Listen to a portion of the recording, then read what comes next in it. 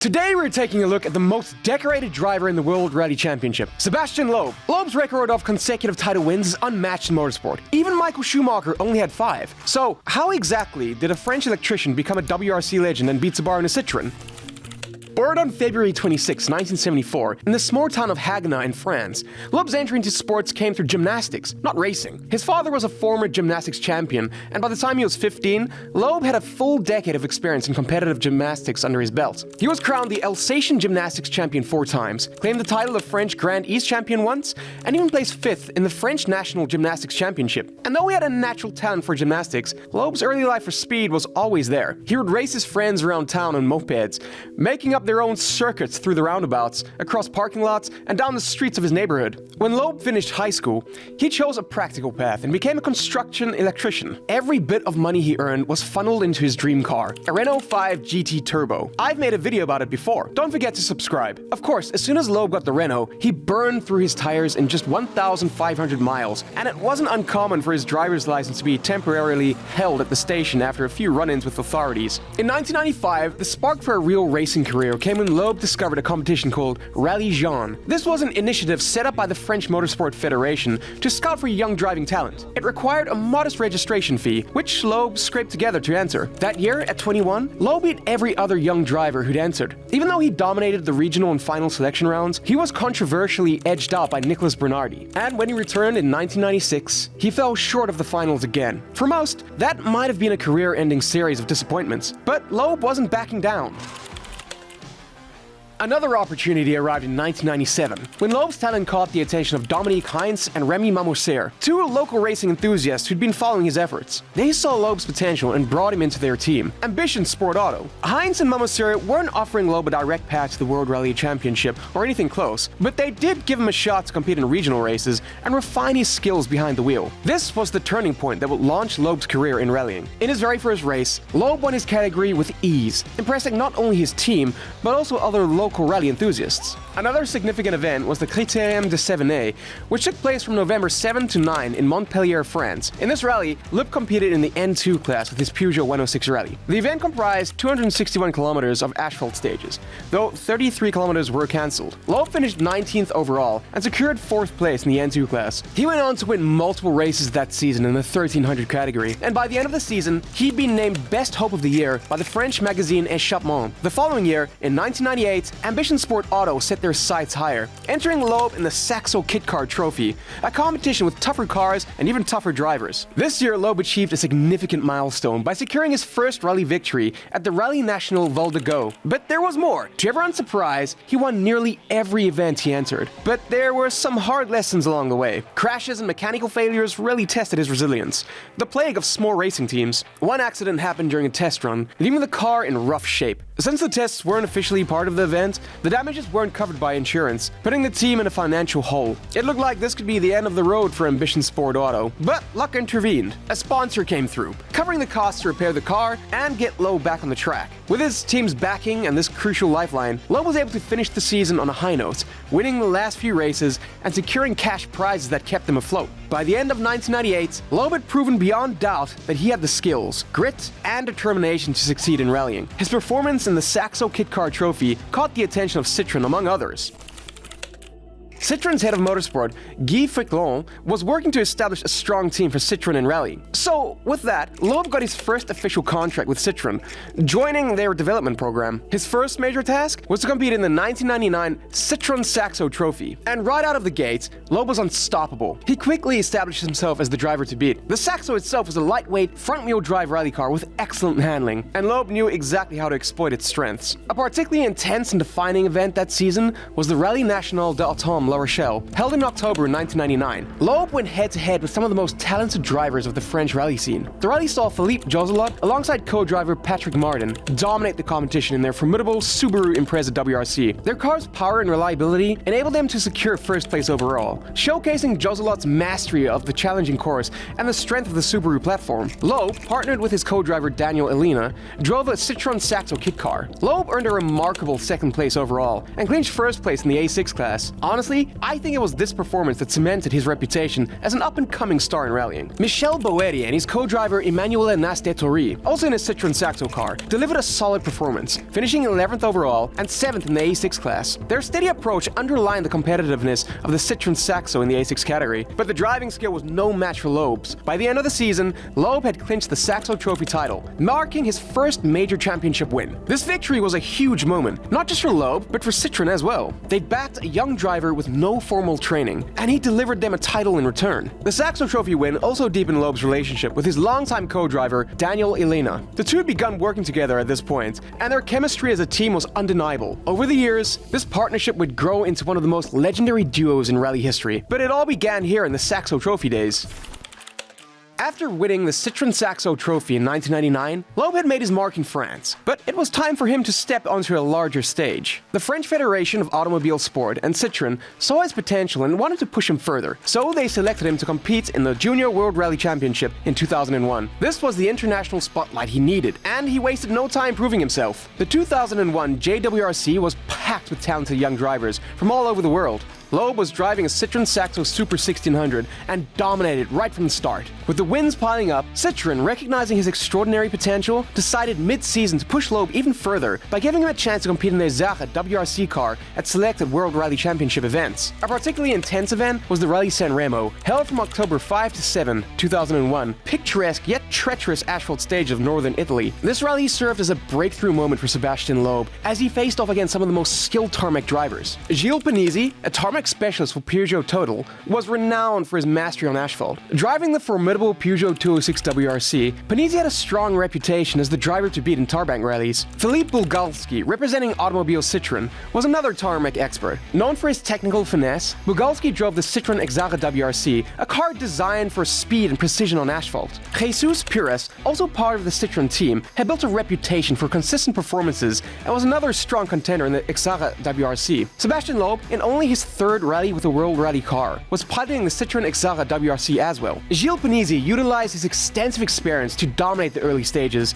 leveraging the speed of the Peugeot 206 WRC. However, Loeb, undaunted by Panizzi's reputation, matched his pace, extracting every ounce of performance from Citroen. Despite his relative inexperience in the World Rally car category, Loeb consistently stayed within striking distance of Panizzi, even as the two drivers left the rest of the field behind. Gilles Panizzi and his co-driver Hervé Panizzi went on to secure the first place, a commanding performance that solidified Panizzi's dominance on tarmac. Second place went to Sebastian Loeb and Daniel Elena, an extraordinary achievement for Loeb, proving that he could challenge the very best. Out of 6 events, Loeb won 5 that year, securing the championship and solidifying his place as one of rallying's rising stars.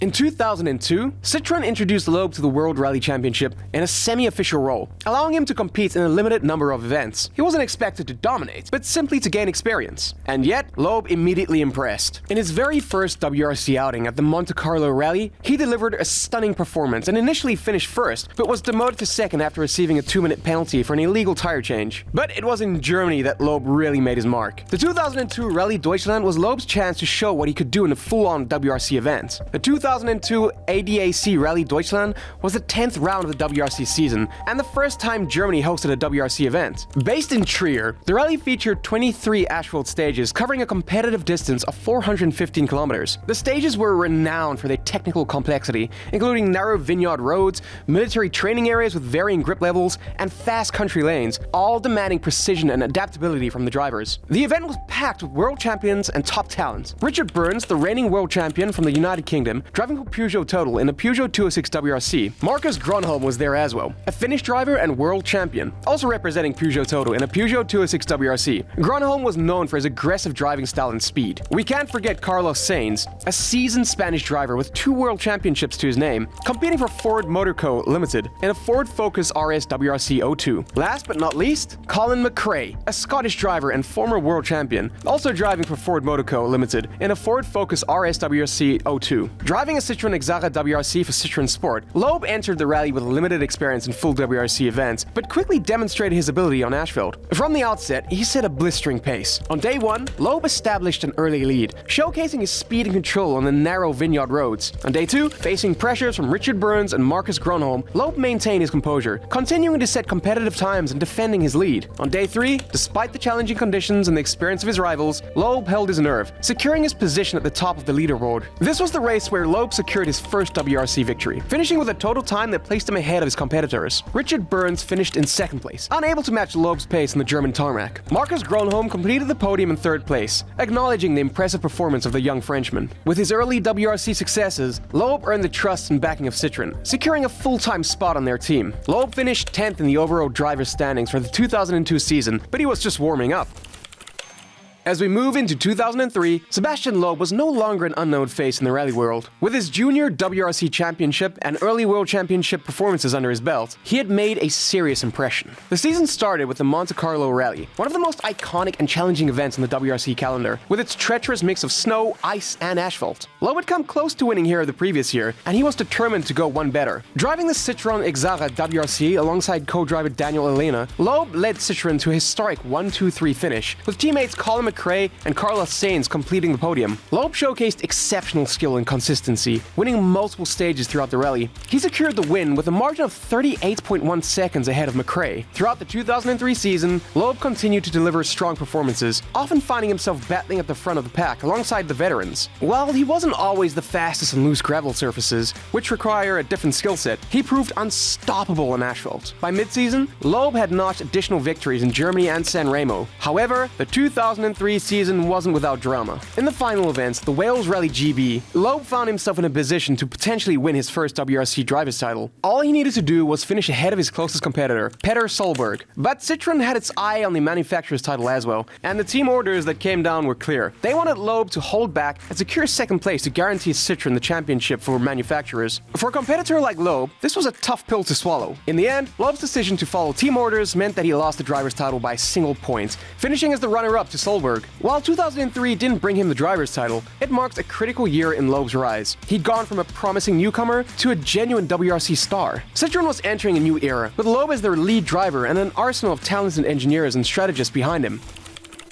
2004 was the year it all clicked. Loeb, with the support of Citroen, came into the season with a laser focus. The previous season had left him with a close second-place finish, but this time, he was determined to secure the championship. The season kicked off in a familiar territory, at the Monte Carlo Rally, and Loeb once again demonstrated a commanding performance, claiming victory significantly ahead of the competition. Loeb's expertise on asphalt was on full display as he secured his third consecutive win at Rally Deutschland. He dominated the event, outpacing his competitors by a wide margin. Next was Rally Australia, which is known for its loose gravel stages. This event was traditionally challenging for Loeb. However, he showcased his growing versatility by delivering a strong performance and finishing on the podium. Loeb's primary rivals throughout the season included Petter Solberg driving for Subaru, the reigning champion, and Marcus Gronholm in Peugeot 307 WRC. Both drivers pushed Loeb hard, particularly on gravel events, but Loeb never backed down. At the end of the season, Loeb claimed 6 wins, finishing on the podium 9 times and clinched his first WRC driver's title with a total of 118 points, finishing ahead of Petter Solberg. Loeb's performances contributed significantly to Citroen during the manufacturer's title for the second consecutive year. From this point forward, Loeb was not just a contender, but the benchmark by which all others were measured. In 2005, Loeb took his dominance up a notch. Not content with simply defending his title, he went on to set new records. He won 10 out of the 16 rallies that season, including 6 in a row, which was absolutely nuts. The Tour de Corsa, held in October 2005, stands out as the defining moment in that season. Known as the Rally of 10,000 Corners, this event is renowned for its challenging and twisty asphalt roads. Loeb's flawless performance saw him win all 12 stages, a feat never before accomplished in the modern era of rallying. But Loeb's winning streak wasn't just about his personal skill. The team's engineers and mechanics worked tirelessly to give him a car that could handle every surface, from the icy roads of Sweden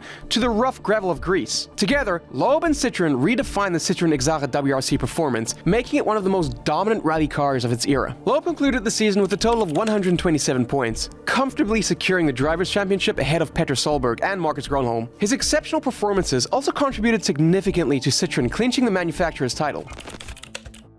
As the seasons went by, Loeb only got better. However, in 2006, he faced an unexpected setback. An injury from a mountain biking accident forced him to miss the final 4 events of the season. Despite this, he had already accumulated enough points to secure the championship, edging out Marcus Gronholm by a single point. Insane, right? Loeb was so far ahead in the points that even an absence couldn't shake his grip on the title. From 2007 onward, Loeb's control over the sport became absolute. He won his 4th, 5th, and 6th titles in style, taking on a competitive field that included both legends and young talent like Mikko Hirvonen. By the time he reached his 7th consecutive title in 2010, he had firmly established himself as the greatest rally driver of all time. However, 2010 was a particularly special year for Loeb. The 2010 Rallye de France, held from October 1st to 3rd in the Alsace region, was a landmark event in the WRC calendar. This rally marked the first time the French round of the WRC was hosted in Alsace, transitioning from its previous location in Corsica. The event comprised 20 asphalt stages, covering a competitive distance of 352 kilometers, with Strasbourg serving as the rally base. Sebastian Loeb, driving the Citroen C4 WRC, delivered a masterful performance throughout the rally. His dominance was evident as he secured victory in his home region, culminating in a triumphant finish in his hometown of Hagenau. This win not only marked his 60th career victory,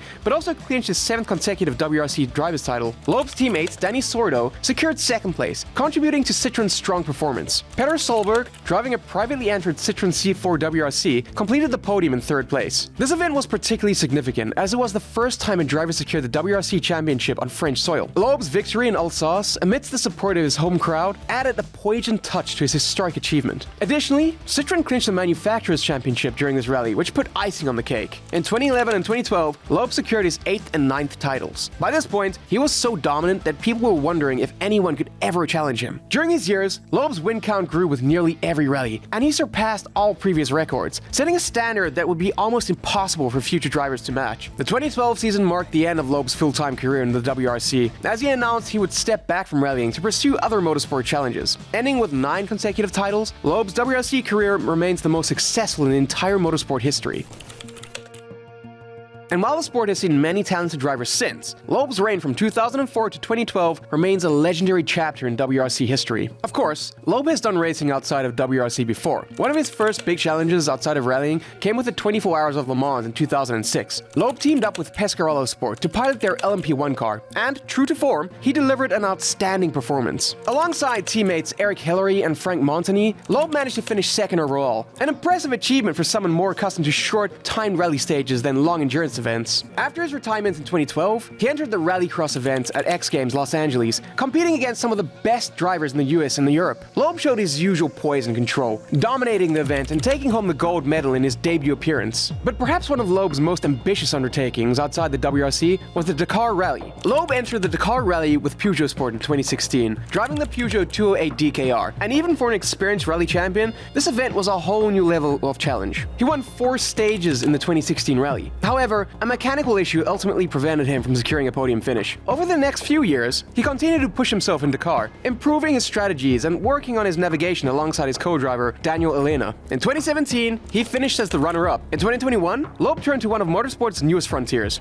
Extreme E, a fully electric off-road racing series. For that, he paired with co-driver Cristina Gutierrez for Team X44, backed by Lewis Hamilton. The series featured races in remote, environmentally impacted locations, such as deserts, glaciers, and rainforests, using specially designed electric SUVs. In 2023 and 2024, Sebastian Loeb continued to impress the motorsport world, proving that even at the age of 50, he remains a force to be reckoned with, securing a 2nd place finish overall. As he moved into 2024, Loeb returned to the Dakar Rally, aiming for another podium. Though mechanical issues again tested his resilience, he still managed to secure a 3rd place finish overall, winning 5 stages along the way. Would we see him in Dakar in 2025? Put your guesses in the comments, and don't forget to subscribe. See you next time!